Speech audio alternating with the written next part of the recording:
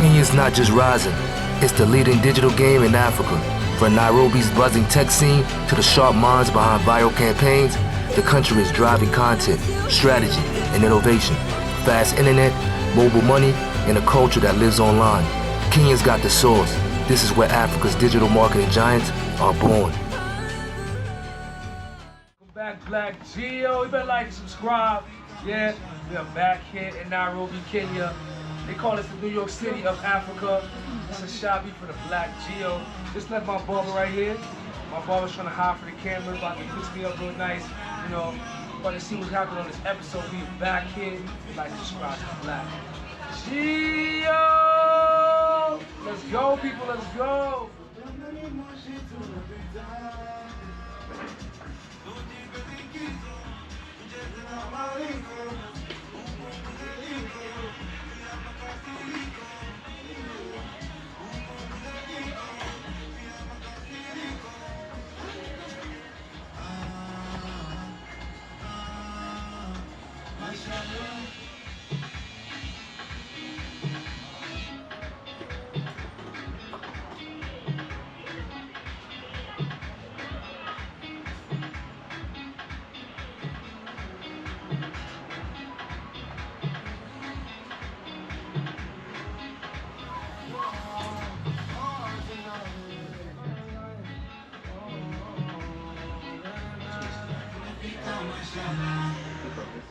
Welcome back, BLACKGEO. We are here at Gecko, one of the main attractions to come see in this side of town.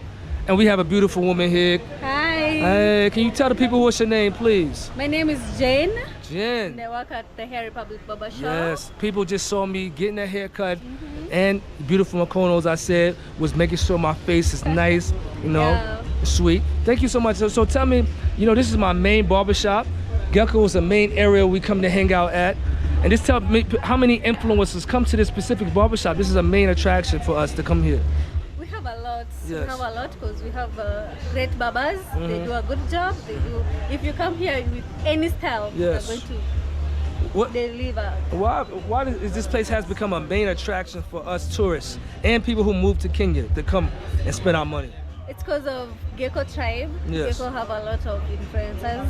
It's 'cause it's a good place to chill. Yes. So when you come to chill and then you come to the Hair Republic and then Yeah, you get a she haircut. saw me coming there looking crazy off the flight, and I dropped right back to my Hair Republic. How long have you been working here, though? How long have you been working? I've seen you so many years, though. For me, I have been here for 2 years and a half now. Yes. Yeah. Yes.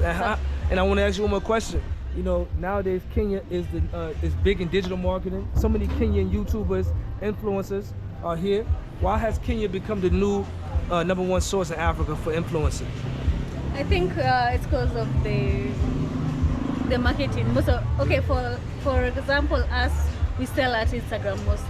So if you get a good haircut and then you go sell it on your Instagram, And of course, there's so many beautiful women here. It's easy for you guys to sell products and merchandise and promotion. You know, that's why the BLACKGEO is here sometimes. You know, when I look good, you know, I gotta come hang out with my Watus here in this country. And I thank you so much. You know, I've been here for so long. Yes? And then you know my channel's called the BLACKGEO. Yeah. Based in Nairobi, Kenya, based in New York City. Okay?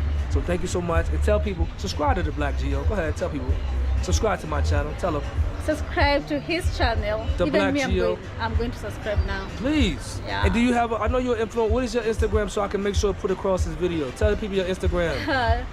Jenny _ Shiro. Shiro. Yeah. And don't worry, BLACKGEO, you're gonna see slide across the video. Make sure I network with this woman right here. Thank you so much, Jenny. You better like and subscribe to the BLACKGEO. Let's go, baby. Let's go. My fault, bro. This is what happens with the YouTube. We on YouTube, my brother. You better like and subscribe to the BLACKGEO. Yeah, my brother. I told you this is the best spot right here. Yeah, I'm on YouTube. I'm on YouTube also. Head producer. Over 75% of Kenyan population is under 35. This young tech-savvy demographic is highly active online, making it an ideal audience for digital campaigns and content-driven marketing. Yeah, so you would think it's an older generation that's really sparking the ideas and the savviness in this country, but it's really the younger generation. They say like under 35. they will be changing a lot of things in these countries. And you will be seeing that nowadays on social media, Facebook, Instagram, all those type of sites. It's really the younger people who's learning how to use this technology, and then they're going to teach the next generation. Because we left the radio, then we went to the TV, and now we're on the internet stage. So we have a whole generation who grew up on the internet, and they're teaching a whole new generation how to promote your business online that spreads from your house to across the world faster than they ever did before. All right, so it's really the youth population in total of Africa that's changing the perception and where we're going to go. You know, and it says that also it's a thriving social media culture here. Kenyans are highly engaged on platforms like Facebook, formerly Twitter, but it's X now, Instagram, TikTok, and YouTube, leading to the growth of influencer marketing and real-time brand management. Yes, this is where I spark up a lot of ideas. I do a lot of networking with a lot of influencers here, a lot of producers here, and businessmen, also businesswomen. This is one of the leading source of ideas, African ideas, black ideas, worldly ideas. You got to come here. You're going to meet a lot of people, who, you know, either they already have their worldwide platforms or they're building towards something. You know, so this area is what we call the New York City of Africa. Online marketplaces like Jumia, Kilimall, and Masoko have fueled digital advertising and performance marketing, with business investing in SEO, paid ads, and social commerce. Yes. So online marketing and making sure that it's approved by SEO standards. These are the new tactics nowadays for promoting any business now. These tech companies, these tech giants, Jumia, you can buy so many items off a website like Jumia instead of going to these stores nowadays. You know, everything nowadays is being bought online. You know, you can still go to the store, but everything nowadays is bought online. So these you know, tech companies and these digital companies are making so much money because you don't have to leave your bed no more. Just flip your phone open, go right to the app, order anything you want nowadays. And we spoke about the M-Pesa. Said thanks to M-Pesa, online payments and mobile commerce are seamless in Kenya, making digital transactions easy and encouraging businesses to market digitally. Yeah, nowadays cash is obsolete. I actually pulled out some cash the other day, and guys don't have no change. It's to the point where people don't have change no more, especially in East Africa. Everything is in M-Pesa now. You know, you even go to the store, you try to ask for a change, you try to pay for something in 1,000 bob, they don't have change. You know, everything now is pretty much digitalized in the M-Pesa form. It's an easy way, like I said, to pay for any item here nowadays. People will actually prefer either cash or M-Pesa. Don't pay me in card. Don't pay me in card. The rise of local influencers and content creators. Kenyan influencers and digital content creators have gained regional and global attention, offering brands authentic ways to reach diverse audiences throughout storytelling and niche engagement. Yeah. Like I always said, I got back into this media space, dealing with and doing business with a lot of Kenyans here. Shout out to Mr. Obama, that's one of my main clients here. But when it comes to the digital side, I got up with a lot of content creators here, and they're the ones who gave me the energy to get back in this space. And I keep highlighting, Kenyans are pretty much top 5 to me, top 2. They're leading content creators in the world when it comes to YouTube, digital marketing on YouTube, Instagram, TikTok. Many Kenyans, they're very known around the world, and they're really spreading their brands all around the globe. Yes, and we already know 2 of the biggest creators are actually from this town, and outside those 2 big creators, it's like 300 of them who's really doing a lot of big moves around the earth. So shout out to Kenyans out there who's really taking this technology faster than any country around the world. I mean, you would think they're moving faster than the US and UK. You would probably find way more influences here, especially when you go to places like Gecko Cafe that we were yesterday. That's where you meet a lot of influencers here. Kenya is set to be the #1 destination for digital creators, with cutting-edge technology, affordable living, and a culture bursting with creativity. It's where global content meets African innovation. Back here in Nairobi, Kenya, still talking about why is this the digital African hub giant? I was invited to Gecko Cafe. I was born in London. Okay. I've spent most of my life in the UK. What's it like in the UK? Okay. Cold. So you classify yourself as first generation, right? Yeah. First generation. Yeah. Similar as me.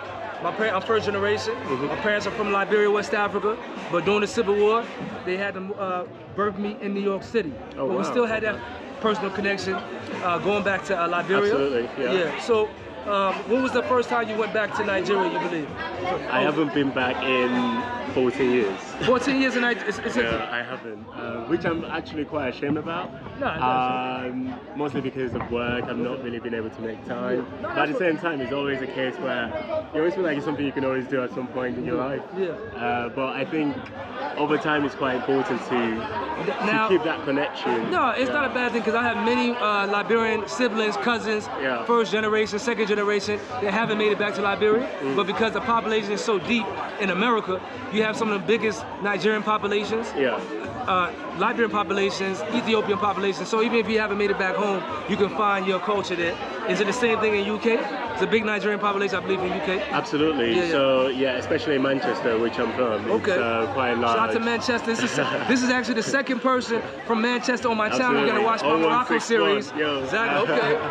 So yeah, it's quite diverse. Manchester is now becoming the smaller version of London. It seemed like it. And so the infrastructure is quite well developed. And so people from London tend to actually also come to Manchester. So yeah, it's quite diverse. You've got a lot of different ethnicities. You've got people from Arabs, Nigerian, Turkish. So the community there is quite big for Nigerians. So right now we're highlighting the digital marketing around the world, especially in Africa. But you being in the UK, the Afrobeat is so big, has grown so much. I think it's not only because Nigeria's showcasing it through their influences, but I think UK, London was first there. It was on that wave before even the USA. And nowadays you see how it's showcased around the world. I mean, what do you think about the UK and Afrobeat? The connection between UK and Africa? I think Afrobeat is one of those things that, 10 years ago, most people would say it's not at school. When you think about the founding fathers. P-Square, baby. I'm a P-Square, baby. Like Fela Kuti, when he all started it, how he sound, and then the beats and everything transitioned into this modern space. So yeah, Afrobeat, I'm so impressed. I'm proud about, our Nigerian brothers, how they actually step it up. And so it's quite big in the UK, massively. I want to tell you a story. 2007, when I went back to Liberia, 2006, 2007, I was in Liberia, and I'm walking through the streets of Monrovia. And I'm not playing with you people. P-Square came on. No one be like you.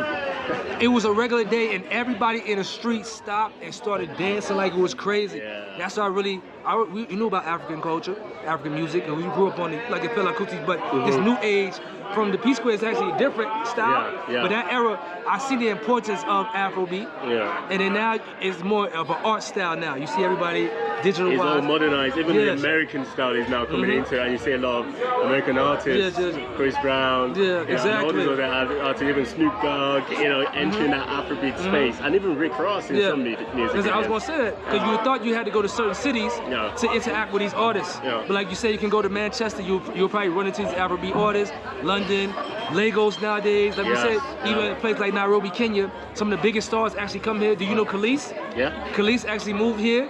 Khalees, who was actually one of the biggest artists in America in 2000s, a singer. She was actually married to Nas, the rapper. But she actually moved to Kenya, bought 300 acres of land. I think that resulted in crazy. Shout out to Khalees, man. It's amazing that when you see those moves and it encourages, it sort of serves as a sort of possibility for everyone else to also do the same. And we're incorporating that because you think, what is music, the digital tech market, aviation, or whatever, like myself, these all careers coincide together because people from these industries are showcasing where you can go with it. And so it's guys from the UK showcasing business that grows to Africa, that grows to America. And so digital marketing is very important nowadays. Then like I say TV. I think TV is losing its art with marketing. Nowadays, with these apps, it's very hands-on nowadays. You feel the same thing? Yeah, everyone is always with a mobile phone. In some countries when you want to watch TV, you sometimes need a TV license. You know, in the UK, you do need a TV license to sort of even just watch basic news. Yes. And so when you have your mobile phone, it's accessible. A lot of apps, like you say, social media is on the scene. And the generation now, you know, everyone is just looking for the next possible big thing. And you know, it's the younger generation across Africa. It's like from the age of 21, 25 and up, who's really taking on this tech style of living now. They're actually leaving other industries like nursing, medical field, and they're actually going into tech and engineering. Do you think that's the next wave nowadays for kids? I think it's the necessary move for everyone. You know, entering those areas, entering those spaces, and then developing and finding those key opportunities. Because you have to be creative now these days, and the only way to do it is by starting from a very young age. And like we just highlight, what is bringing us across to Africa, especially us West Africans? Is it these apps like Instagram, YouTube? You thought it'd be the movie. You thought we got here because we watched the movie, people, or we saw Coming to America. No, it's us watching influencers, independent contractors, independent producers.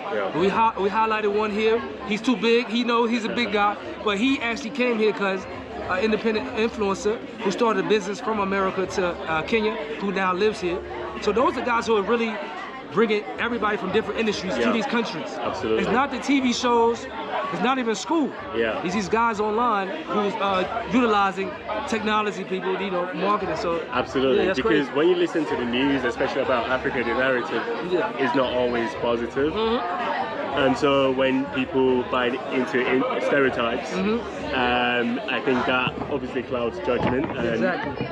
And that stereotype then is you know, spread out through society, meaning like people in the diaspora would be less inclined to come here. And so when I was going through YouTube, I think YouTube is like one of the best spaces to actually gather people's personal experience without any further interpretation or editing by an independent organization. So YouTube, you have your control over your content, and so it's unbiased. And when you see all these key influencers who are on YouTube promoting these good areas, beautiful areas across the world. You can bring your whatever career you in. You don't have to be on you, but you see something that you could utilize in your profession. Absolutely. So connecting to businesses, business networking opportunities, those are so valuable, especially in this space. Now in the UK, like I told you, in the US, coming to Africa, investing in these African countries were not promoted when I was growing up. I told you, people learn Africa through me, especially when they hear my name. My name is a West African and a North African name. So when you first heard me, I had to tell you something about Africa. Was it heavily promoted you growing up in the UK? Like what was you taught about? Even you're from Nigeria, so you already know going home, you're taught a different thought. But in school, what do they teach you in school in UK? In school, if you pick history, it's mostly, you know, about the First World War, Second World War. You know, you don't really learn much about Africa unless you do your own personal research and study in your spare time. So there's a sort of strict curriculum that they abide by, and that is taught across different classes. And so the education on Africa in itself was very that's correct. quite low. Pretty much like the Western countries. It's just the same thing in the US. They mostly go back to slavery time, you know, during the 1800s, during maybe post Civil War, pretty much time. You really had a deep dive, and I'll say even me coming to Africa, different parts of Africa, me being Liberian, it had nothing to do with school. It's serious. My career got me here. It's so funny that people, any industry, you think it may be your career that gets you. School is only going to give you an idea, but our career is really going to take you. It's the one that gives you the experiences and perceptions. Because you know, school is always, you know, whatever your teachers teaches you, right? And whatever you learn in your own spare time. But career comes with experiences, interacting with different people. Now, and that gives you. I want to ask you a good question though. You've been a university man. What are the best degrees that we should be going after nowadays? Because different economies, we can't go after certain degrees now. You know, nowadays we have to go after specific professions that we know is going to guarantee us at least $90,000 to $100,000 a year. They make it us people. We can't live off $50,000 no more, $50,000 US a year. So I'm asking a man right here, great career man, what profession should we, if we go, these young guys going to school, what should they be tackling first? That will be a global something that they can tackle globally, not just in a city or a state, but another country, if it doesn't work out in their state? What do you think? I would definitely say, in the UK we have something called Mickey Mouse degrees. Okay. And these are degrees that universities teach just to get students coming in, and they make money off it. But they are pretty much useless degrees, like, you know, I don't want to say, or, you know, because everyone's got their own different brand. But I'll definitely say you have to focus on something that can help you in the long run, you know, because there's a question about studying something you're passionate about and then studying something that actually can earn you money and give you a comfortable life. Yes. So initially there was a time where I finished my A-levels college, and I wanted to then go into philosophy because I really enjoyed philosophy. Yeah, like my father, my father's profession. Yes. Yeah. And I was like, okay, I really enjoy some theories, you know, all this existentialism, why we're here. You have to love that profession. Yeah, you have to. My father deep dive in philosophy, but like you said, what they pay, it's not about money in that profession, but it's a long-lasting profession though, especially in the medical field. Absolutely. Yeah. So yeah, with philosophy, I mean, you could end up being a teacher, so the options there aren't great, but you do have passion for what you learn, and you can actually bring in those thinking skills into different areas. And theology, philosophy, theology is 2 degrees that go hand in hand. Because people tap into the grieving doctors, spirituality doctors. You can tap into all that. Absolutely. So I would definitely say the things that actually people like us should focus on is STEM subjects. Okay. You know, STEM. Pursue stuff in the science, in the tech industry. You know, things that actually give you those key core skills, and you can go and start your own business through those STEM subjects. So like AI now is the next big thing, and you can incorporate AI into, like, you know, your marketing. Now I actually, in agriculture, was a free-flowing content, BLACKGEO. How has AI helped your business? Oh, AI now is so advanced. I think luckily it's still far behind where we expect it to be.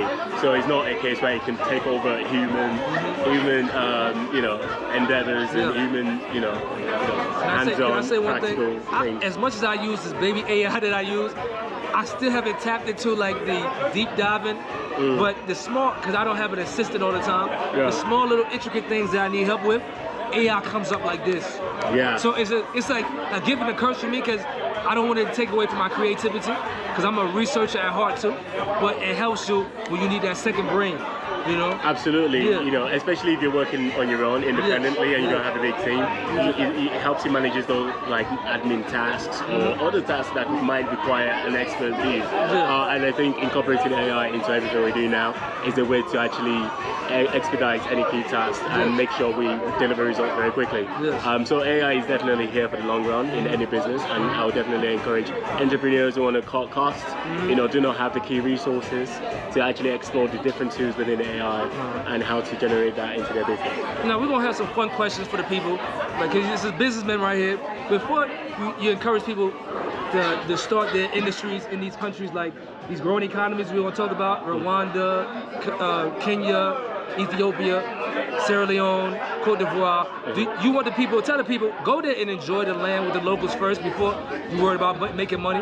Absolutely. It's so important because, especially spending so much time in the UK, your mentality is shifted to the UK mentality, and so you think like you're in the Western world. So when you come into a place like Africa, there's that initial, you know, cultural shock you have to overcome, and being able to overcome that means spending time with the locals, understanding how they think, how their way of life, their traditions, and then that way you can integrate closely within society.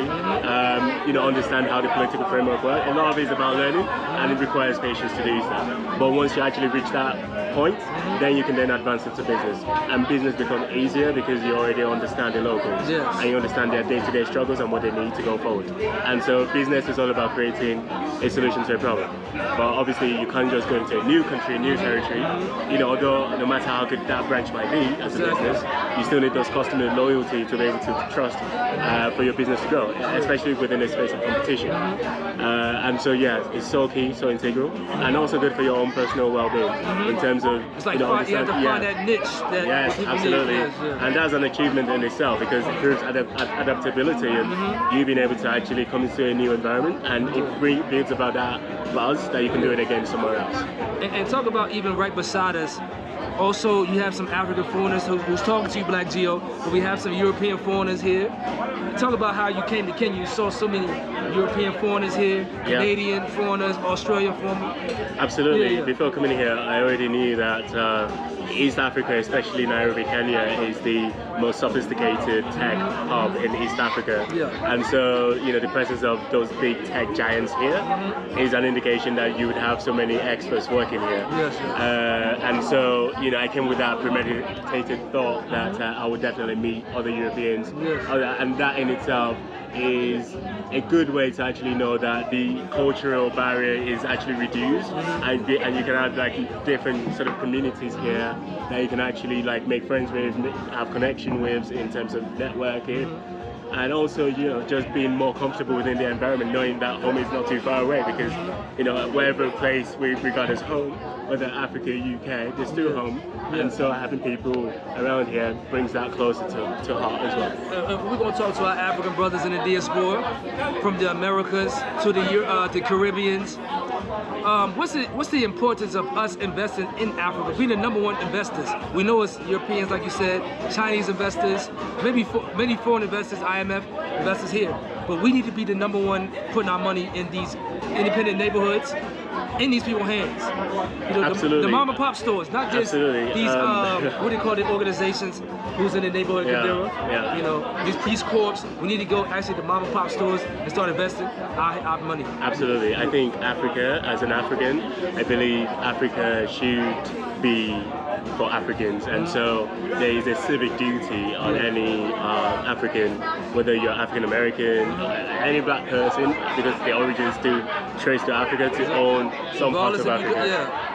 There is a civic duty for everyone to be able to do that, to own some piece here, because not only to have that connection, but also to understand that this is yours, and it's like a claim for, you know, possessing what is your rightful.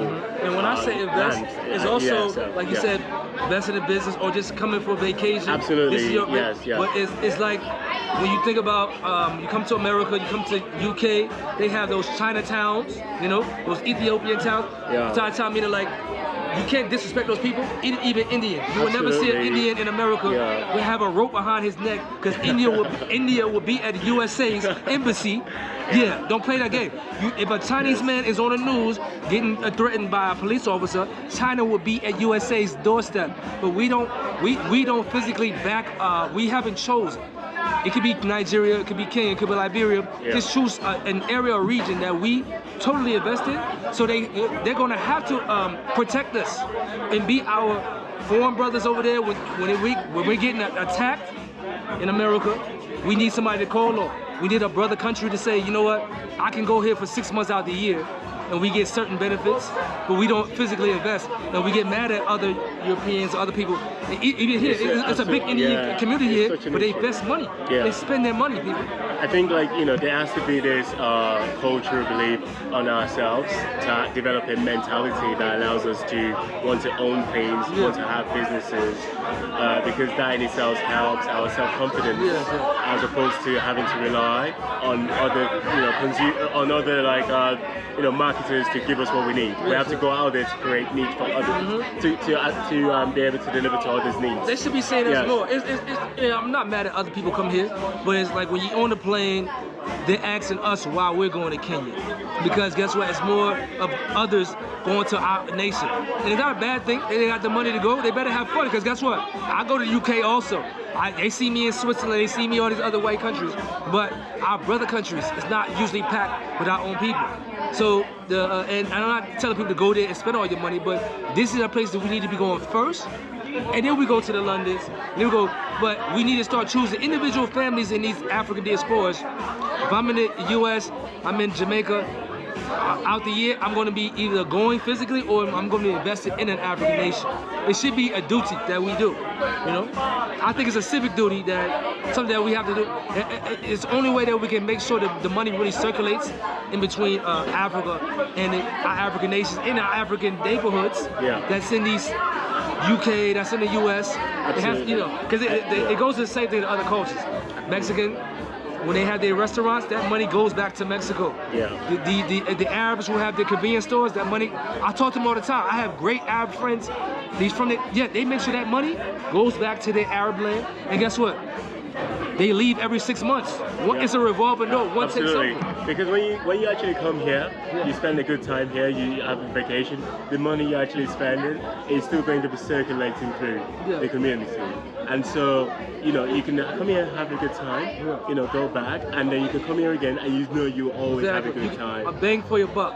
Absolutely. So, you know, just coming here, experiencing the life and understanding like different possibilities, then you come here again. It becomes like, you know, I think the first experience for me is, this is my first time in East Africa, and just coming here is so uplifting. And I will definitely come here again. In fact, I'm actually thinking about moving here at some point. And so, you know, others might feel a similar way, and others may feel like even better than I do right now. And so it's definitely important to come here. I think we're on, especially us being West African, and us also getting to live in these Western countries, but us being West African, are you feeling like me? Do you think that we're more accepted in East Africa? Regardless if we're doing business or not, or we're just coming here for vacation. Sometimes do we feel more accepted coming to East Africa than going to West Africa? Yeah, I feel like since I've been here, I've felt more accepted. As soon as I came, as soon as I landed, I felt like that foot off the plane is like, oh, you know, it's just a relief, a sense of relief. And all the people here are so nice, so friendly, you know, well-mannered, civilized people. I really, really admire that. And we always, and guess what? You got Nigerian men, you got Liberian men. We're coming back to our countries now. We love our places, but our countries, they make it harder for the average, even American African, to get to your country. Kenya has a policy where you can go right online. The visa takes like 10 minutes, and you get your visa in 2 minutes or 2 days, right? Yeah. Liberia, you go through hoops unless you know somebody, Luckily, I'm a family. I'm a dual citizen also, so I can get to the country no problem. But the average American African say, yo, I want to go to Liberia. I want to go to Nigeria. I've been to Nigeria also. Man, I had to go through so many hoops just to get the paperwork to get to Nigeria. And this is why Africa remains divided, because when you create, you know, in Europe we have the EU, and the African Union is not as effective as the EU. And so when you have like free movement of people, as the European Union does, and you have free movement of goods, that brings about prosperity to the African continent. And so it saddens me when I see an African nation making it so difficult for another African nation to go through its borders. And even if it's next door. Absolutely, even the proximity. You know, African is a lot of the nations are landlocked, right? And so, you know, you could easily cross into another person's country, but then the restriction around it makes no sense, and I think that should be reviewed. And you know, so funny, but it's good to see like there are some African countries taking note of that, like Ghana, for example. You know, the year of return. And I think I'm really impressed with that move, and I hope other nations would follow. Now, people like me and you, we have a special connection because we're first generation, and we also live in these Western countries, but we can easily get back to our countries because our parents, so we automatically do citizenship.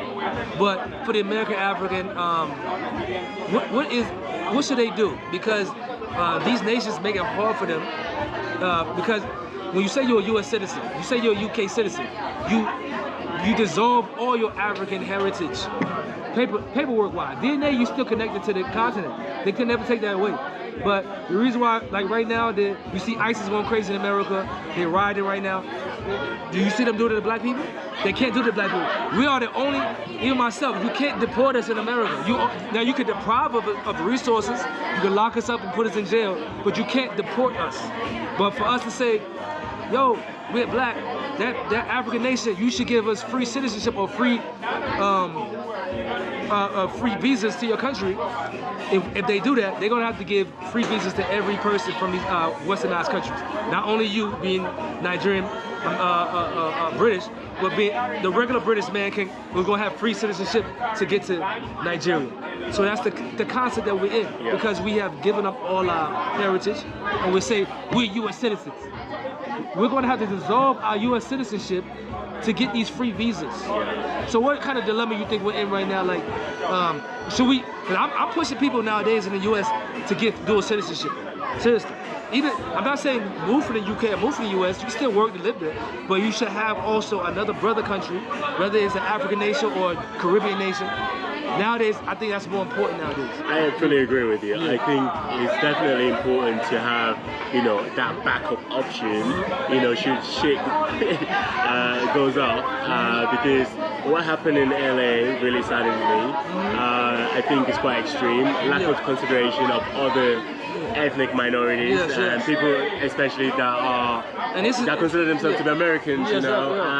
And so there's that sort of disintegration after so many generations of integration. Families, destabilized families, and so just having that connection to Africa, knowing that Africa is like every black person's home is very important, and so you have something to always fall back on, and not just fall back on for like support, but also having that connection that can actually heal you in terms of discomfort, knowing that for the world that there's always a place with good people that I can go to. So tell people they come to Kenya, they can come see you. You got great ideas for many in your career. We don't want to tell all your business, but people, you need some real help, some law stuff. If anyone talk to him. Go ahead, tell him, bro. Yes, if anyone wants to speak to me at all, I'm always here in Nairobi, Kenya, and I look at being here for the long term. And so yes, hit me up for any business networking opportunities, for any career advice or networking advice, or just trying to figure out, different possibilities for a career. Yes, I think I've been through quite a bit of different areas. Well traveled, well skilled. I'm happy to give tips. School man also. So people, these are people you need to talk to. You're gonna see his Instagram. Slide across the video. Get in contact with my brother right here. You probably see him more on the episodes of the BLACKGEO. That's how we do it here, man. Great networking, man. Thank you, man. Yeah, of course. And tell your brothers in Nigeria, we need to see more of you guys out here. Well, it's too much of you guys out here, but we need to see a little bit more. It's a lot. Yeah, I think there's a lot of Nigerians I'm meant to meet. It would be good to see a lot more of you here. I think a lot of Nigerians tend to see the West, UK, US as the, even Canada now I think is the biggest one. But I think it's also important to, utilize your skills in other African nations. Nairobi being a very serious leader in the East African space, especially when it comes to tech, I think that should be considered for any move before looking into Europe. So there are a lot of opportunities in Africa, and I think we should actually work to develop it and see what we can do. Yeah, man. I see a lot of great things in Africa's future. Our first generations around the world. I'm sitting with another first generation, but he was actually growing up in the UK. I was growing up in the US, so we had that same connection. A lot of us first generation, we have to do what we're doing right here. We have to return back, people. I know a lot of us made babies over there in those countries. We're kind of stuck over here. But a lot of us got to return back, man, and see what we can add into the country. Because our parents left, what our parents left, their circumstance was different. They left Africa for certain, they had to leave Africa probably for civil war reasons or something reasons, but we had to go to the Western world to steal the idea so we can bring it back. So, that's why I think our first generation, that's what we're doing here, especially as millennials now, you know what I'm saying? Even if there's any restrictions, like if you've got a family and stuff, you guys could try to actually move here, and if you think, you could actually make a first step as a parent to consider whether this would be a better space for your family, to improve your family life, and also to improve on your financial life if you think there might be business opportunities that would align with yours. And I think just exploring those key things rather than doing or being stuck in any day-to-day routine. And so any restrictions, just know you can turn that into an opportunity. And also, we just don't want you to be behind time. Africa is moving like this, people. It's clicking. It's clicking. And we trying to update you. You don't look at this and thinking like we're just talking crazy. No, we want you to be on time with us. We want you to be here. Because every year, it gets better and better. Trust me, I've been here for 8 years. It's been better and better every time I get to this country. You think I'm leaving this place? You crazy. That's why the BLACKGEO is here. That's why people come. I think people need to understand that Africa is not like just a continent left isolated from the rest of the world. And all over Africa too, baby. Africa has so many partnerships with other countries, especially China. And you come here, you see a lot of Chinese investment and a lot of development on an international scale.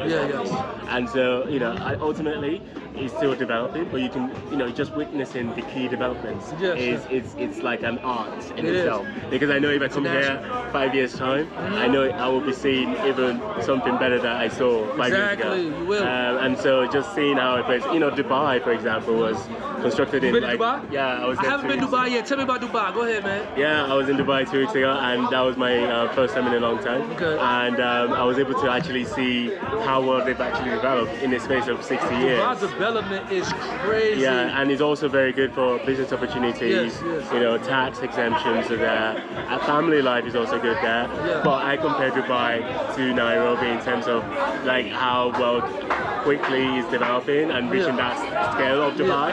And I think it's a Dubai of Africa. That's how I see it. It is. But it's also good to also see the possibility when you compare with other countries, other nations or cities like Dubai, that have actually like been able to achieve so much in a very short space of time. Exactly. And I think it's all a change of like perceptions and understanding that whatever stereotype is being spread about Africa, people need to come here to see themselves. I mean, me being a West African kid and coming to Africa around the 2007s, my first time in 2006, till nowadays in 2025, Africa is, this is Mars, people, okay? They want you to go to, I said this in a video before, they keep telling you go to Pluto, go to Mars, and while you trying to go to Pluto, they're coming to Africa, people. This is the unknown.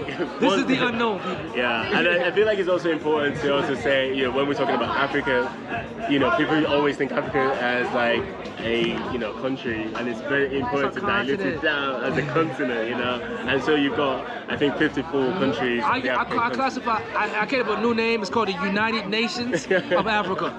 Yes, absolutely. United Nations of Africa. So when you think about Africa, you've got like so many different countries, 54 countries, and so you could look into like the different areas and look at the table, how every country is performing, and understanding the key features that make the country. For example, Nairobi has an amazing safari, a national park. It's got like just so many business hubs as well, business opportunity. So if you're interested in like creatures, like seeing animals, it's got it. If you're interested in business, it's got it. And if you're interested in just learning a new culture, it's got it. And Swahili as well is one of like the key commitments I'm making, into just understanding a new African language that is widely spoken by 11 countries or more across Africa. Most people in Africa speak Kiswahili. Kiswahili, so all the way to the Congo. Actually, you hear people speaking Kiswahili to Mozambique, of course Tanzania. But yeah, Kiswahili is a beautiful language to learn. It's such a beautiful language, and it's very close to Arabic also too. Yes. So those. And Spanish too. You'd be surprised. That's why I actually started learning Kiswahili, because I saw some Spanish words in it. I'm like, that's very sweet. So if you speak other languages, you would actually learn Kiswahili very fast. Yes. So it's got so many things for everyone, to suit everyone. Don't forget, Africa is 54 countries. There's always something for everyone. And also just going around easily from country to country. For example, Uganda is so close to Kenya, and also Tanzania is nearby. So you can actually explore different areas within a section of the country, like East Africa. And so it gives you so many wide opportunities to see what you'd like and explore. Thank you so much. And people, that's what we do here. This is the BLACKGEO. We showcase many people around the world. Thank you, my brother, so much. Thank you for having me. Thank you so much, man. This is what we do here. My brother told you a lot of information. One more time, tell the people your information on Instagram. Tell your Instagram. It's John.Adeware. Thank you. Look forward to you guys. Thank you so much. Thank you. You're going to see us right on the YouTube and Instagram. You better like and subscribe to the BLACKGEO.